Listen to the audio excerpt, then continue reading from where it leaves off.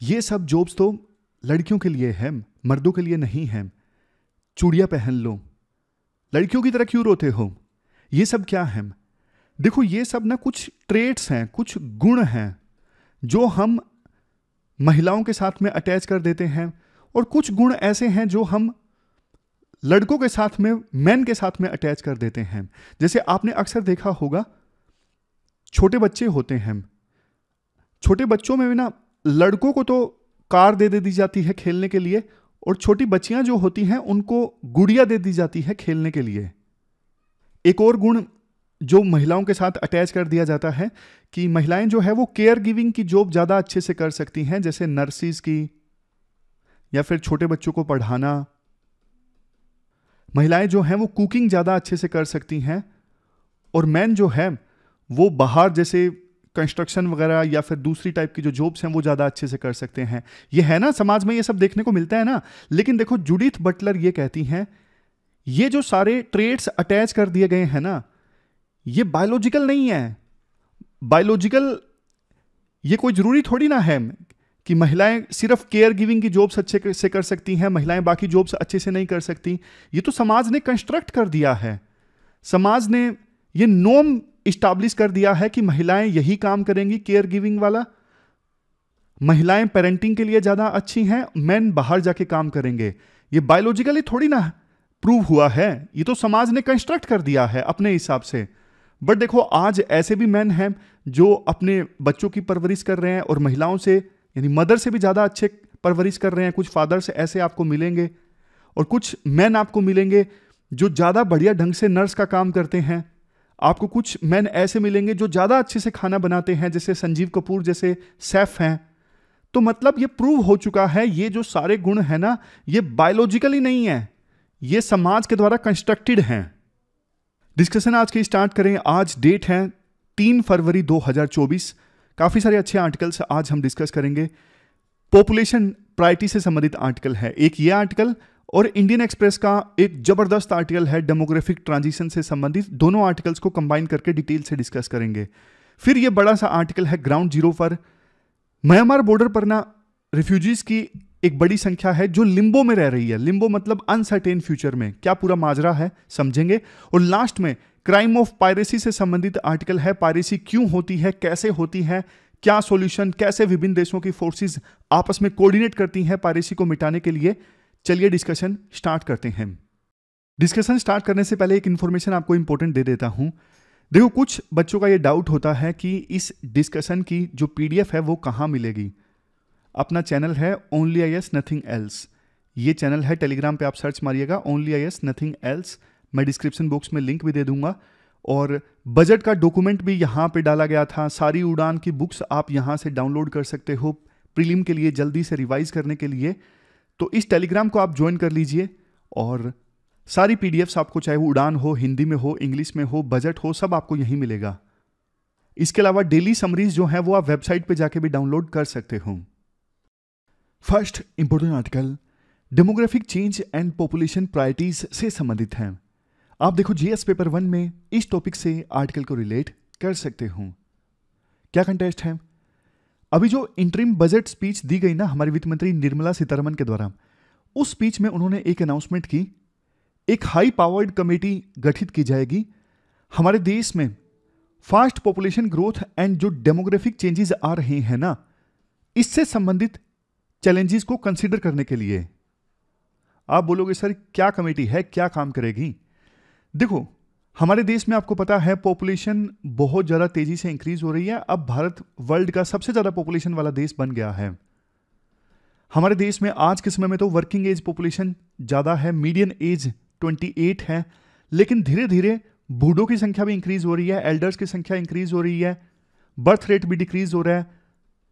तो इन सब चेंजेस के ना सोशल इंप्लीकेशंस हैं, इकोनॉमिक इंप्लीकेशंस हैं, पॉलिटिकल इंप्लीकेशंस हैं, जो हम इस आर्टिकल में डिस्कस भी करेंगे। तो ये सारे जो इंप्लीकेशंस हैं, जो चैलेंजेस हैं ना, उनको कंसीडर करेगी जो ये हाई पावर्ड कमेटी गठित की जाएगी सरकार के द्वारा। राइटर कहते हैं, देखो अच्छी चीज है, लेकिन एक चीज, इस बार सेंसस तो देखो कंडक्ट हुआ नहीं है। 1881 के बाद पहली बार ऐसा हुआ कि सेंसस यानी जनगणना हमारे देश में नहीं कंडक्ट हुई है, जो हर 10 साल में एक बार कंडक्ट होती है। पहले तो देखो एक्सक्यूज था कोविड का, और कोविड की महामारी थी भी सही, सिचुएशन काफ़ी ख़राब थी। लेकिन अब तो देखो सिचुएशन इंप्रूव हुए काफ़ी समय बीत चुका है, लेकिन अभी भी सेंसस सरकार नहीं कंडक्ट करवा रही है।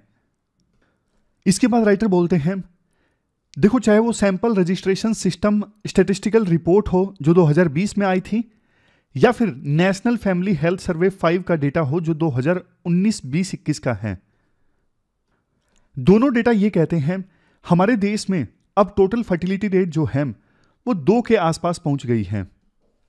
एक इंपॉर्टेंट चीज आपको बताता हूं, अगर देखो टोटल फर्टिलिटी रेट 2.1 है ना, तो पॉपुलेशन का साइज उतना ही रहता है। कैसे?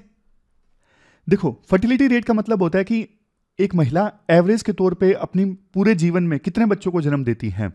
तो अगर ये 2.1 है तो जितनी पॉपुलेशन पहले वाली जनरेशन थी, अगले वाली जनरेशन में भी उतनी ही पॉपुलेशन रहेगी। एक महिला 2 बच्चों को जन्म देगी, 0.1 इसलिए क्योंकि कुछ बच्चों की डेथ भी हो जाएगी। तो जितने लोग पीछे वाली जनरेशन में उतने ही लोग आगे वाली जनरेशन में, तो पॉपुलेशन स्टेबलाइज हो जाएगी, ना तो बढ़ेगी ना घटेगी, अगर टोटल फर्टिलिटी रेट 2.1 है तो। नेक्स्ट क्वेश्चन, अगर टोटल फर्टिलिटी रेट 2.1 से कम है, मान लीजिए 1.7 है, तो क्या मतलब पॉपुलेशन डिक्रीज हो रही है। आज के जनरेशन में अगर टोटल फर्टिलिटी रेट 1.7 है ना, तो नेक्स्ट जनरेशन में पॉपुलेशन कम हो जाएगी। अगर टोटल फर्टिलिटी रेट 2.1 से ज्यादा है तो मतलब नेक्स्ट जनरेशन में ज्यादा पॉपुलेशन होगी, पॉपुलेशन ग्रो हो रही है। तो 2 डेटा जिनकी हमने बात की ना, sample registration system statistical report और दूसरा नेशनल फैमिली हेल्थ सर्वे 5, दोनों का डेटा देखो ये कहता है हमारे देश में टोटल फर्टिलिटी रेट जो है अब 2 के आसपास आ गई है कुछ स्टेट्स में, लेकिन कुछ स्टेट्स में ज्यादा है। जैसे बिहार में अभी भी 2.98 है, मेघालय में 2.91 है, उत्तर प्रदेश में अभी भी 2.35 है, झारखंड में अभी भी 2.26 है, मणिपुर में अभी भी 2.17 है। अगर इन राज्यों में भी टोटल फर्टिलिटी रेट 2 के आसपास आ जाएगी ना, तो पॉपुलेशन हमारे देश में या तो स्टेबलाइज होगी या फिर कम होगी, बढ़ेगी नहीं। फिर ये देखो एक बहुत बड़ी अचीवमेंट है, क्योंकि चाइना की तरह हमने 1 चाइल्ड पॉलिसी नहीं अपनाई, जहां देखो 1950 में टोटल फर्टिलिटी रेट 5.7 थी, यानी एक महिला एवरेज तौर पे अपने पूरे जीवन काल में 5.7 बच्चों को जन्म देती थी, और 2020 में ये घट के 2 हो गई है। तो पॉपुलेशन स्टेबलाइजेशन की तरफ हम आगे बढ़ रहे हैं, और फिर 2060 के आसपास पीक आ जाएगा, और फिर हमारे देश में पॉपुलेशन कम होना स्टार्ट हो जाएगी। कुछ इंपॉर्टेंट और फैक्ट्स, जैसे 2011 में देखो साउथ इंडिया के जो स्टेट्स हैं ना, वो देश की पॉपुलेशन में कंट्रीब्यूट कर रहे थे 21%, और 1951 में उनका कंट्रीब्यूशन 26% था। मतलब साउथ इंडिया में पॉपुलेशन रिलेटिवली कम हो गई है। वो शायद इसलिए क्योंकि वहाँ पे टोटल फर्टिलिटी रेट काफ़ी तेज़ी से कम हुआ, क्योंकि वहाँ पे सोशो इकोनॉमिक कंडीशंस काफ़ी तेज़ी से इंप्रूव हुई, एजुकेशन का लेवल इंप्रूव हुआ, इसी वजह से। इसके बाद देखो राइटर ना इंडिया की डेमोग्राफी का स्टेटस बताते हैं। वो बोलते हैं देखो पूरे वर्ल्ड का इंडिया में एरिया सिर्फ 2.4% है, लेकिन पूरे वर्ल्ड में जितनी पॉपुलेशन है ना 18% पॉपुलेशन तो इंडिया में रह रही है। अब इसके अलग तरह के चैलेंजेस हैं, आपको पता है, ज़्यादा पॉपुलेशन के, रिसोर्सेज के लिए मारामारी, इंफ्रास्ट्रक्चर पे ज़्यादा बर्डन, अर्बनाइजेशन तेजी से, अर्बनाइजेशन में स्लम्स का डेवलप होना, पानी, बिजली, एनर्जी, इन सब की किल्लत, क्योंकि हाई पॉपुलेशन, रिसोर्सेज की कमी। हमारे देश में मीडियन एज बहुत कम है 28, जबकि चाइना में मीडियन एज 38 है, जापान में 48 है, वेस्टर्न यूरोप में 43 है, यूएस में 38 है। वर्किंग पॉपुलेशन हमारे देश में ग्रो हो गई है, पहले 50% थी, अभी 65% है। ये देखो इंडिया की ताकत है। इसके बाद सेक्स रेशियो 2011 में 943 फीमेल पर 1000 मेल्स, और 2022 में इंप्रूव होकर संख्या हो गई है 950 फीमेल पर 1000 मेल। अभी भी फीमेल की संख्या कम है, लेकिन इंप्रूव्ड है। लाइफ एक्सपेक्टेंसी यानी एक पर्सन हमारे देश में एवरेज तौर पे कितना जीता है, 1947 में सिर्फ 32 ईयर्स थी, 2019 में बढ़ के 70 ईयर हो गई है। इन्फेंट मोर्टेलिटी रेट 1951 में 133 थी, 1000 में से 133 बच्चों की डेथ हो जाती थी जन्म के समय। 2020 में आके ये घट के 27 हो गई है। ये डेटा इंपॉर्टेंट है, आप लिख सकते हो। ग्लोबल हंगर इंडेक्स, इंडिया का स्थान कितना, 101 आउट ऑफ 116, बहुत ही पुअर इंडिया की रैंकिंग है।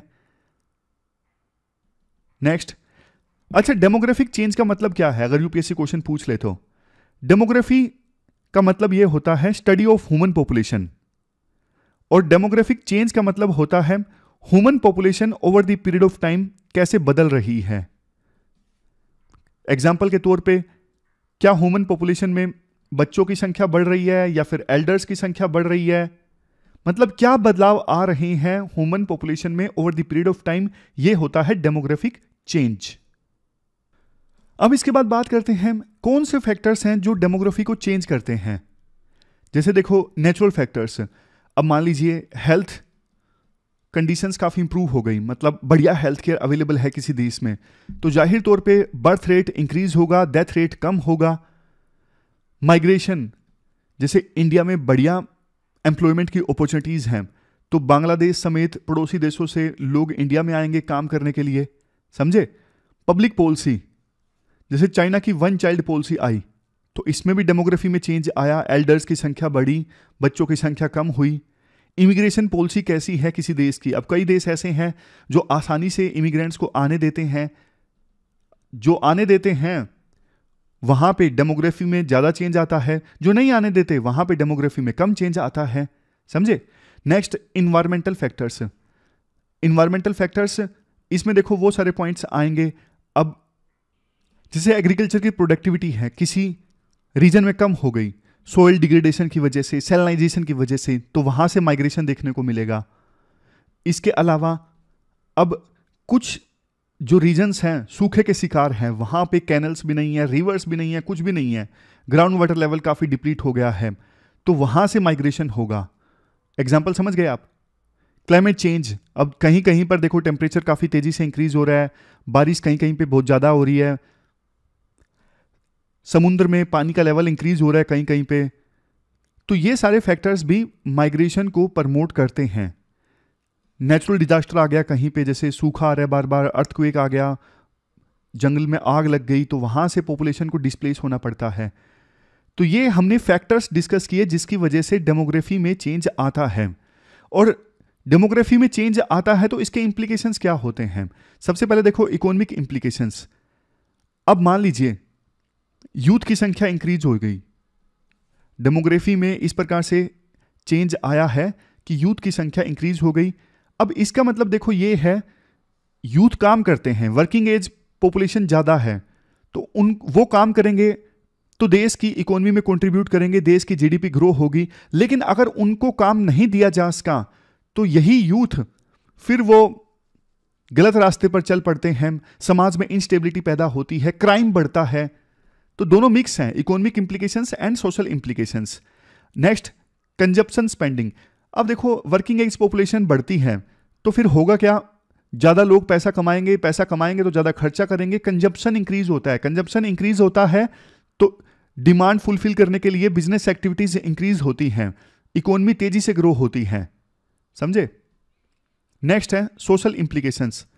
डेमोग्राफिक चेंज की वजह से अब जैसे देखो माइग्रेशन होता है शहरों से, नहीं गांव से शहरों में, तो शहरों में न्यूक्लियर फैमिलीज का चलन अब काफी ज्यादा हो गया है, पहले जॉइंट फैमिलीज का चलन हुआ करता था। डेमोग्राफी चेंज की वजह से अब महिलाएं भी काम करती हैं, क्योंकि शहरों में सिर्फ पुरुष की सैलरी इनफ नहीं होती कई बार घर का खर्चा चलाने के लिए, तो महिलाओं को काम करना पड़ता है। तो सोशल नॉर्म्स चेंज होते हैं, जेंडर रोल्स चेंज होते हैं। कल्चरल डाइवर्सिटी, अब गांव से शहरों में लोग जाते हैं, एक स्टेट से दूसरे स्टेट में लोग जाते हैं काम करने के लिए, तो जैसे दिल्ली है, बेंगलोर है, मुंबई है, अलग अलग जगहों से लोग यहां पे आए हुए हैं, तो ये कॉस्मोपॉलिटियन सिटीज बनती जा रही हैं। मतलब कल्चरल डाइवर्सिटी यहां पे काफी ज्यादा है। नेक्स्ट है पॉलिटिकल इंप्लीकेशंस। डेमोग्राफी में बदलाव के पॉलिटिकल इंप्लीकेशंस क्या होते हैं। देखो यूथ की अगर संख्या ज्यादा है तो आपको पता है यूथ फिर ज्यादा एक्टिव होते हैं, जॉब्स भी मांगेंगे, राजनीति में भी आएंगे, सड़कों पे भी उतरेंगे अपने हकों की मांग के लिए। अगर महिलाओं की कंडीशन इंप्रूव अच्छी नहीं है, सेक्स रेशो काफी कम है, पैट्रियार्की काफी मजबूत है, महिलाओं को काम नहीं करने दिया जाता, उनका लेबर फोर्स में पार्टिसिपेशन कम है, तो फिर वुमेन मूवमेंट्स शेप लेती हैं, ये सब मूवमेंट्स ना राजनीति को प्रभावित करती हैं, पॉलिटिकल बदलाव लाती हैं। अब देखो एक टर्म आती है जो अक्सर हम इस्तेमाल करते हैं कि डेमोग्राफिक डिविडेंड हमारे पक्ष में है। क्या मतलब होता है डेमोग्राफिक डिविडेंड का? देखो, कंट्री के पॉपुलेशन के एज स्ट्रक्चर में चेंज की वजह से, ध्यान से सुनिएगा, हमारे देश की जो पॉपुलेशन है उसमें एज स्ट्रक्चर में बदलाव आ रहा है, यूथ की संख्या इंक्रीज हो रही है, वर्किंग एज पॉपुलेशन इंक्रीज है, तो इसकी वजह से इकोनॉमी में जो ग्रोथ होती है ना, उसको बोला जाता है डेमोग्राफिक डिविडेंड। समझे? तो ये डेफिनेशन आप लिख दीजिएगा अगर यूपीएससी पूछे तो। डेमोग्राफिक डिविडेंड होता क्यों है? क्योंकि देखो बर्थ रेट डिक्रीज हो रहा है एजुकेशन लेवल बढ़ने की वजह से। हमने डिस्कस किया ना शुरुआत में, टोटल फर्टिलिटी रेट काफी कम हो गई है और मोर्टेलिटी रेट भी कम हो गया है।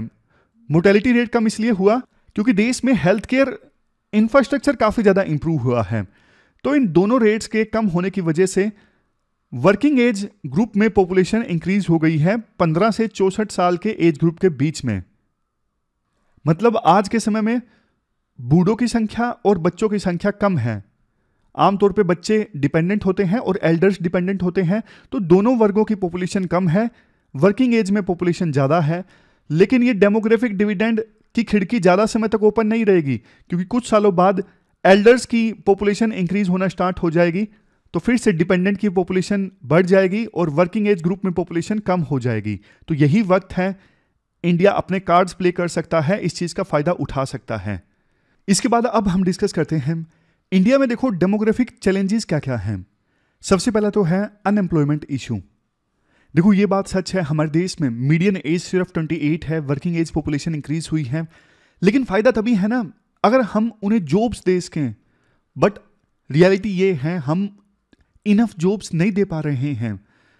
फोर्ब्स का डेटा है अनएम्प्लॉयमेंट रेट 2023 में इंडिया में 10.05%। ह्यूमन डेवलपमेंट इंडेक्स में इंडिया की परफॉर्मेंस काफ़ी खराब है। ह्यूमन डेवलपमेंट इंडेक्स में ये सब चीज़ें आती हैं जैसे education, per capita income, life expectancy. 2021 के इंडेक्स के अनुसार इंडिया का स्थान कितना? 132 out of 191 countries. Gender imbalance हमारे देश में काफ़ी ज़्यादा है। सेक्स रेशियो देखो इंप्रूव हुई है लेकिन अभी भी स्क्यूड है मेल के फेवर में।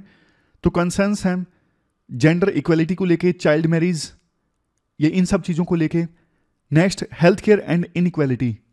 अब देखो आपको पता है रूरल एरियाज में हेल्थ केयर इंफ्रास्ट्रक्चर पुअर है, जबकि शहरों में ज़्यादा अच्छा होता है, क्योंकि शहरों में लोगों की पेइंग कैपेसिटी है। तो गांव से लोग शहरों में जाते हैं इलाज करवाने के लिए। इनकम में काफ़ी ज़्यादा इनइक्वालिटीज़ हैं। अक्सर हम ये डेटा डिस्कस करते रहते हैं कि टॉप 1% लोगों के पास हमारे देश में 50% वेल्थ है, ऐसा डेटा हम डिस्कस करते हैं ना अक्सर। तो इनकम इनइक्वालिटीज़ हैं। एजुकेशन में डिस्पैरिटीज़ हैं across the region. South India में एजुकेशन लेवल ज़्यादा अच्छा है, नॉर्थ इंडिया के कई राज्यों में एजुकेशन लेवल काफ़ी पुअर है।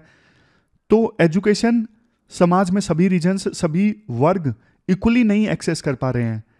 तो वे फॉरवर्ड की बात आती है एजुकेशन स्टैंडर्ड को इम्प्रूव किया जाए, सभी बढ़िया क्वालिटी एजुकेशन एक्सेस कर पाएँ, चाहे वो रूरल एरिया में हो, अर्बन एरिया में हो, चाहे वो किसी भी राज्य में हो, किसी भी वर्ग से संबंध रखते हों, ये हमें इंश्योर करने की आवश्यकता है।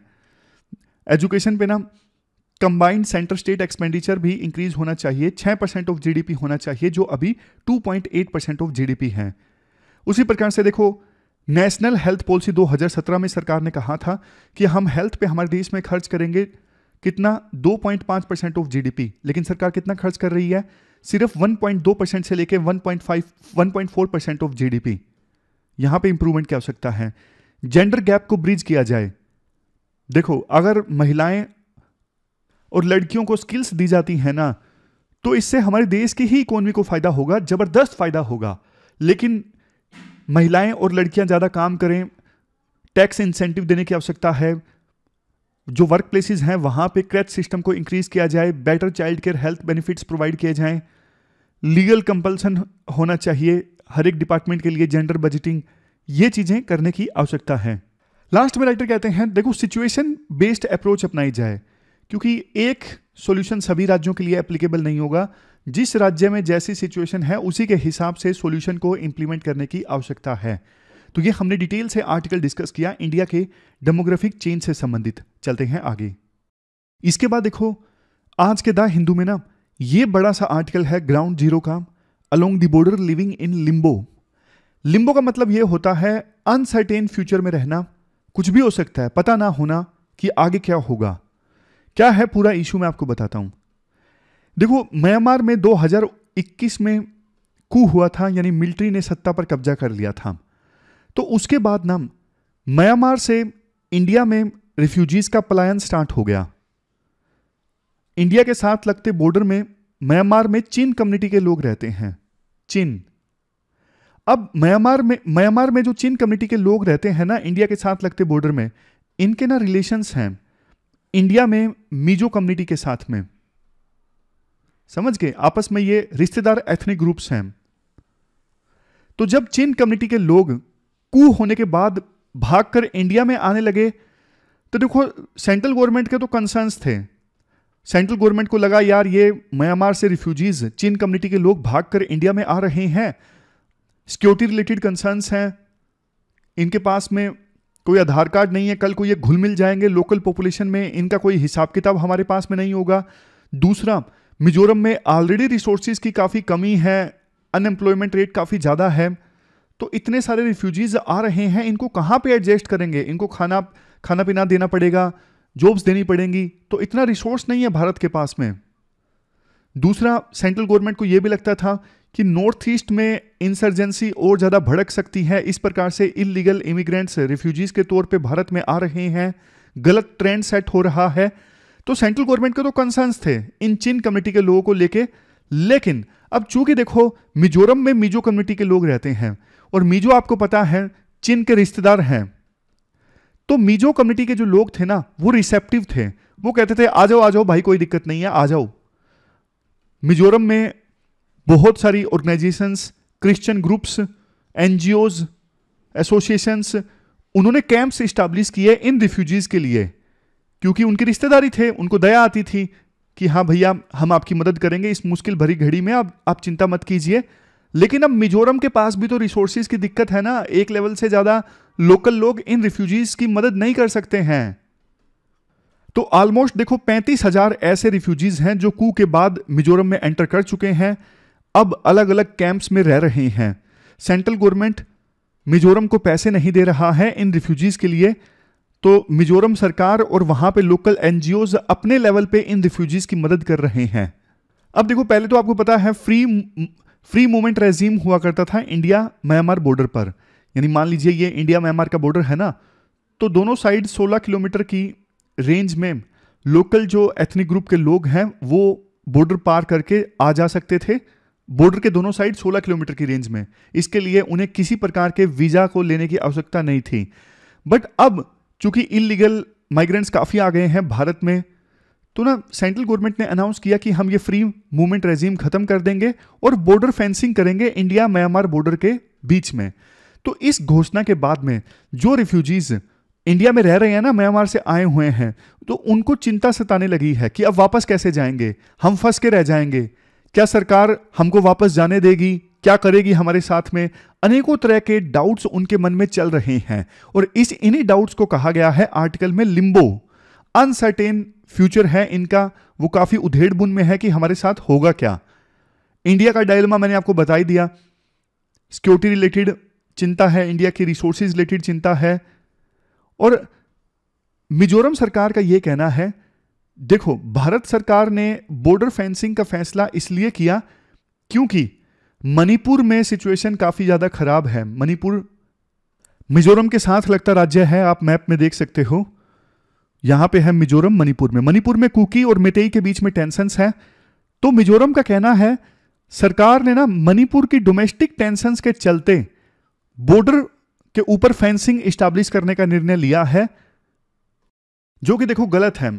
गलत इसलिए है, मिजो कम्युनिटी का यह कहना है, देखो म्यांमार बॉर्डर पे फेंसिंग लग जाएगी ना, तो हमारे तो एथनिक टाइज हैं बॉर्डर पार म्यांमार में रह रहे एथनिक ग्रुप्स के साथ में, तो फेंसिंग के बाद तो हम आपस में घुल मिल नहीं सकेंगे, शादियां नहीं कर सकेंगे, तो ये गलत चीज है, एथनिक कम्युनिटीज आपस में डिवाइड हो जाएंगी, ये नहीं करना चाहिए सेंट्रल गवर्नमेंट को। लोकल कम्युनिटीज का मिजोरम में यह भी कहना है, देखो हमारे रिश्तेदार लोग हमारी रिश्तेदार एथनिक ग्रुप्स भाग कर आ रहे हैं म्यांमार से इंडिया में, तो इस मुश्किल की घड़ी में उनका साथ देना, उनकी ह्यूमैनिटेरियन बेसिस पे मदद करना हमारा कर्तव्य है, हमारी ड्यूटी है। और इसी कम्युनिटी बॉन्ड के चलते यहाँ पे मिजोरम में जो सिविल सोसाइटी एक्टर्स हैं ना, वो बॉर्डर फेंसिंग का विरोध कर रहे हैं। वो कहते हैं हमारे जो रिश्तेदार एथनिक ग्रुप्स हैं उनकी वेलफेयर प्रायोरिटी पे होनी चाहिए, जबकि बॉर्डर फेंसिंग प्रायोरिटी पे नहीं होनी चाहिए, जिसको सरकार तवज्जो दे रही है। वैसे देखो कुछ और भी डायलेमास हैं सरकार के।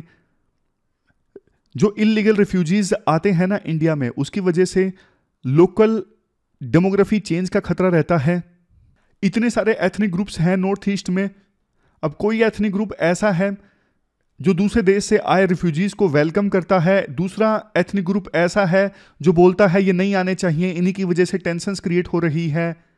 जैसे मणिपुर में देखने को मिला, मितेई लोग विरोध करते हैं म्यांमार से इलीगल रिफ्यूजी नहीं आने चाहिए, इन्हीं की वजह से टेंशन्स हैं, जबकि कुकी बॉर्डर के उस पार भी रहते हैं, वो रिसीव करते हैं इलीगल रिफ्यूजीज को, वो वेलकम करते हैं उनको, यहाँ भारत में बसाते हैं। तो अनेकों तरह के डायलेमास हैं सरकार के पास में, अनेकों तरह के चैलेंजेस हैं, सबको साथ लेके चलने की परेशानी है। सभी स्टेक होल्डर्स के इंटरेस्ट को कैसे सर्व किया जाए, ये परेशानी है सबसे बड़ी। तो ये पूरा आर्टिकल हमने डिस्कस किया, चलते हैं आगे। इसके बाद नेक्स्ट आर्टिकल ना crime of piracy and how maritime forces respond to it से संबंधित है। देखो ये इंडियन एक्सप्रेस का आर्टिकल है। देखो पायरेसी को ना मूवीज में तो काफी ग्लैमराइज करके दिखाया जाता है, जैसे मूवीज हैं आपने सुना होगा पायरेट्स ऑफ कैरेबियन, लेकिन असल में ना पायरेट्स जो होते हैं ना वो उतने रंगीले या चमकीले नहीं होते। आमतौर पे बहुत गरीब लोग होते हैं जो मजबूरी में आके ये सारा काम करते हैं। मतलब ज्यादातर पायरेट्स ऐसे ही होते हैं जहां पे कंडीशंस बहुत ज्यादा खराब होती हैं, गरीबी बहुत ज्यादा होती है। जैसे आपको एग्जांपल देता हूं, सोमालिया के बारे में आपने सुना होगा। सोमालिया बिल्कुल एक फेल्ड स्टेट है, ये जो मैं यहाँ पे हाइलाइटर का इस्तेमाल कर लेता हूँ, ये वाला जो स्टेट है ना सोमालिया है, फेल्ड स्टेट है। अब यहाँ पे गरीबी इतनी ज़्यादा है, कानून व्यवस्था है नहीं, तो उनको लगता है कि ये जो काम है ना, यहाँ से हमारे आसपास के एरिया से जो शिप्स जा रहे हैं इनको लूटना, इनको हाईजैक करके रैंसम मांगना, फिरौती मांगना, ये करने से हमारी पूरी जिंदगी संवर जाएगी, हमारे पूरे परिवार की जिंदगी संवर जाएगी। तो इसी के चलते ये इस प्रकार से पायरेसी करते हैं, पायरेट्स का काम करते हैं। कुछ एक्सपर्ट्स ये भी बोलते हैं पायरेसी ना कहने को प्रॉब्लम सी की है, लेकिन असल में ना ये डेवलप होती है लैंड से। अगर जैसे इंडिया में मान लीजिए, इंडिया में कानून व्यवस्था अच्छी है, सब कुछ बढ़िया है मान लीजिए, और गरीबी इतनी नहीं है, तो आप बताइए क्या इंडिया से लोग जाके पायरेसी करेंगे? नहीं करेंगे। पायरेसी वहीं से होती है जहां पे कानून व्यवस्था खराब है, गरीबी काफी ज्यादा है, तो वहां पे कोस्टल पुलिस भी नहीं है, तो वहां के लोग फिर सी की तरफ निकल जाते हैं कुछ पैसे कमाने के लिए, और उनको ये शॉर्टकट लगता है। और पायरेसी की समस्या बहुत पुरानी है, मतलब नई समस्या नहीं है पायरेसी की, सदियों पुरानी समस्या है पायरेसी की। ये देखो वर्ल्ड के कुछ इलाके हैं जहां पे पायरेसी सबसे ज्यादा या सबसे कम होती है। ग्रीन वाले एरिया जैसे आप देख सकते हो, अब ये यूरोपियन कंट्रीज हैं, तो यहां पे पायरेसी बहुत कम है। वेस्टर्न कंट्रीज में पायरेसी आपको ना के बराबर मिलेगी, और अफ्रीका में आपको सबसे ज्यादा मिलेगी। ये देखो, क्योंकि अफ्रीका में ही गरीबी वगैरह सबसे ज्यादा है। इंडिया के आसपास के एरिया में पायरेसी काफी ज्यादा है, लेकिन इंडियन नेवी की मुस्तैदी की वजह से पायरेसी की घटनाएं काफी ज्यादा कम हो गई हैं इंडियन ओशन रीजन में। इसके अलावा देखो ये जो कैरेबियन आइलैंड्स हैं यहां पे भी पायरेसी ज्यादा है, और साउथ ईस्ट एशिया के इस रीजन में भी पायरेसी थोड़ी हाई लेवल की है। अब एक क्वेश्चन आपसे पूछूं, अगर यूपीएससी पूछ ले कि कौन से एरिया वर्ल्ड में पायरेसी के लिए हॉट स्पॉट्स हैं, तो ये एरियाज जहां पे देखो वो सी एरिया जहां पे पुलिसिंग काफी वीक है, कोस्टल कंट्रीज जहां पे मैरीटाइम फोर्सेस या तो नहीं हैं तो बहुत ज्यादा कमजोर हैं। अगर मैरीटाइम फोर्सेस होंगी सोमालिया जैसे देशों में, तो लोगों की क्या हिम्मत है कि वहां पे वो पायरेसी के लिए निकल पड़े। मैरीटाइम फोर्सेस उस देश की रोक लेंगी ना ये करने से। दूसरा, जहां पे देखो चोक पॉइंट्स हैं जहां पे शिप्स कन्वर्ज होते हैं, जैसे स्ट्रेट ऑफ मलक्का है, वहां पे शिप्स कन्वर्ज होते हैं चोक पॉइंट को क्रॉस करने के लिए, ये भी हॉटस्पॉट्स होते हैं पायरेसी के लिए। तीसरे नंबर पे जहां पे देखो जिस देश में अनएम्प्लॉयमेंट काफ़ी ज़्यादा है, गरीबी काफ़ी ज़्यादा है और काफ़ी ज़्यादा कैओस है, इंस्टेबिलिटी है, फेल्ड स्टेट है, तो उस देश के नज़दीक भी पायरेसी ज़्यादा होती है। सबसे लास्ट में वो एरिया जहां पे देखो कई सारे देशों का ना ज्यूरिडिक्शन मैच करता है, मतलब समझ में नहीं आता किस देश की ज्यूरिडिक्शन है इस सी में, किस देश की नहीं है, लीगल कॉम्प्लेक्सिटीज काफी ज्यादा है, विभिन्न देशों के बीच में जहां पे कोऑर्डिनेशन नहीं होता वहां पे भी पायरेसी की घटनाएं ज्यादा होती हैं। समझ गए? इवन ये भी यूपीएससी अगर पूछ ले पायरेसी में क्या क्या आता है, पायरेसी में देखो बहुत कुछ आता है। सी में चोरी कर ली गई, या फिर आर्म्ड रोबरी कर ली गई, या फिर पूरे शिप को ही हाईजैक कर लिया गया रैंसम के लिए, ये सब पायरेसी के अंदर आते हैं, क्राइम ऑफ पायरेसी के अंदर आते हैं। और सबसे बड़ा कंसर्न यही है, शिप को हाईजैक कर लेना। अब पायरेसी की वजह से ना देखो मैरीटाइम बिजनेस काफी ज्यादा प्रभावित होता है। हाई रिस्क एरिया से जब भी कोई शिप जाता है वो बहुत महंगा इंश्योरेंस करवा के आता है, इंश्योरेंस प्रीमियम काफी ज्यादा होता है, तो इस वजह से शिपिंग कंपनीज रेट बढ़ा देती हैं और विभिन्न देशों में सामान जो आता है महंगा आता है क्योंकि शिप ज्यादा चार्ज करते हैं ट्रांसपोर्टेशन के लिए। नेक्स्ट पॉइंट, पायरेसी का जो क्राइम है इसको कैसे टैकल किया जा सकता है। जैसा मैंने आपको बताया, देखो एक्सपर्ट्स का यह मानना है पायरेसी होती है लैंड पे मिस गवर्नेंस के कारण, लैंड पे इंस्टेबिलिटी के कारण। तो इसका जो सॉल्यूशन है ना वो लैंड पे ही फाइंड आउट किया जा सकता है। सोमालिया में सिचुएशन खराब है, मिस गवर्नेंस है, इंस्टेबिलिटी है, जिसकी वजह से पायरेसी हो रही है, तो सॉल्यूशन आपको सोमालिया में ही फाइंड आउट करना पड़ेगा, ना कि सी में। इंडियन नेवी ने तो बहुत बढ़िया रोल प्ले किया है पायरेसी को कम करने में। इंडियन ओशन में, अरेबियन सी में इंडिया ने अपनी जो गतिविधियां हैं काफी ज्यादा बढ़ा दी हैं और जिसकी वजह से पायरेसी की घटनाओं में काफी कमी आई है। आप देख लीजिए, अभी इंडिया ने 19 पाकिस्तानियों की जान बचाई, एक श्रीलंकन शिप को भी बचाया पायरेट्स के कब्जे से। आमतौर पे देखो होता यह है, कैसे मोडस ऑपरेंडी क्या रहती है इन पायरेट्स की।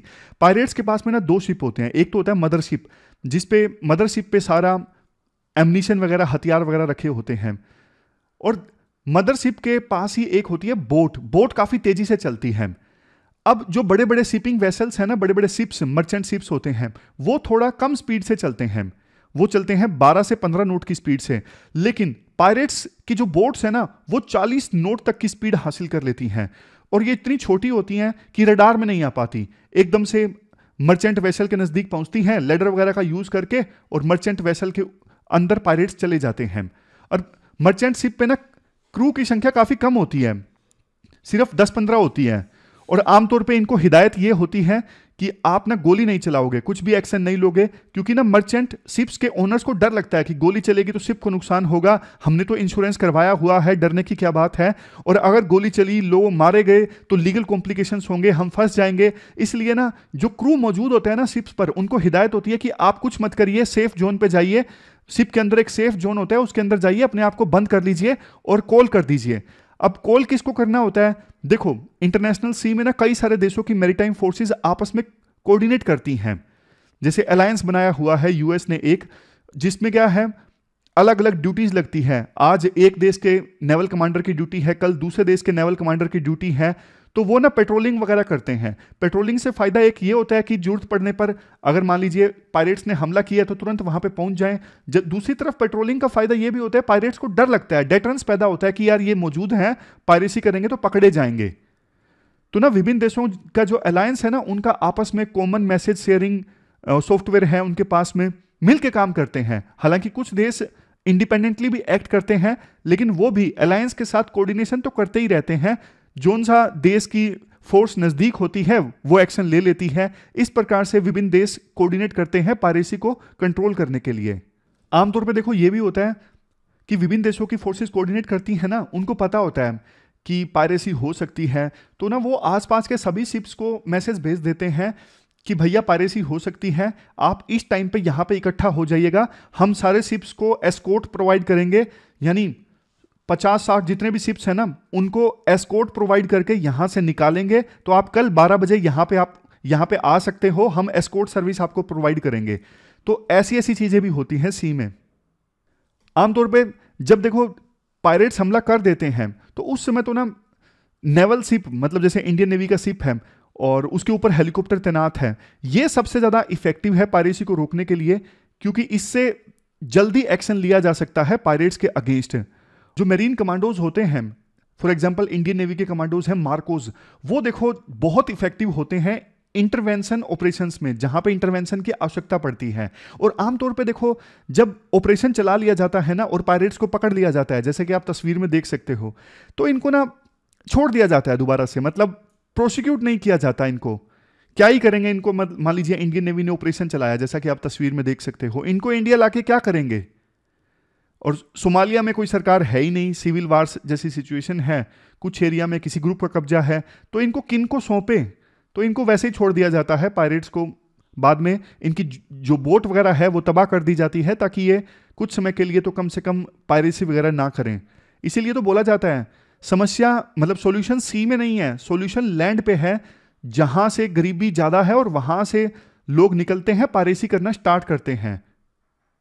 तो ये पूरा आर्टिकल हमने डिस्कस किया crime of piracy and how maritime forces respond to it से संबंधित। चलते हैं आगे। क्वेश्चंस देख लीजिए जो आज आपको अटेम्प्ट करने हैं। देखो ये 2 क्वेश्चंस तो पायरेसी से संबंधित हैं, दोनों में से कोई एक क्वेश्चन आप अटेम्प्ट कर लीजिएगा। ये नीचे वाला क्वेश्चन यूपीएससी ने पूछा हुआ है, और ये क्वेश्चन है डेमोग्राफिक ट्रांजिशन से संबंधित। दोनों क्वेश्चंस के आंसर, मतलब 3 में से 2 आप अटेम्प्ट कीजिए, और दोनों क्वेश्चंस आपको 250 वर्ड्स में आंसर देने हैं। pwonlyas.com पे जाके आप क्वेश्चंस को अटेम्प्ट कर सकते हो। प्री के क्वेश्चंस जिनका आंसर आज आपको देना है, ये दोनों यूपीएससी के क्वेश्चंस हैं, यूपीएससी पूछ चुकी है। India is regarded as a country with demographic dividend. क्यों इंडिया को डेमोग्राफिक डिविडेंड वाला देश क्यों कहा जाता है? सोचिए आंसर। दूसरा, ये 4 स्ट्रक्चर बताए, 4 पिरामिड बताए गए हैं, और आपको ये बताना है इनमें से कौन सा जो पिरामिड है वो डिक्लाइनिंग पॉपुलेशन को इंडिकेट करता है। पहले क्वेश्चन का आंसर आपने सोच लिया। इस क्वेश्चन का सही आंसर है second, high population in the age group of 15 to 65 years. इसलिए इंडिया को country with the demographic dividend कहा जाता है। और इस क्वेश्चन का आंसर है सी जो पिरामिड है वो डिक्लाइनिंग पॉपुलेशन को इंडिकेट करता है। तो आज की इस डिस्कशन में बस इतना ही है। हम मिलते हैं मंडे को फिर से एक नई एनर्जेटिक डिस्कशन के साथ। तब तक आप अपना ख्याल रखिए। Thank you very much for discussion.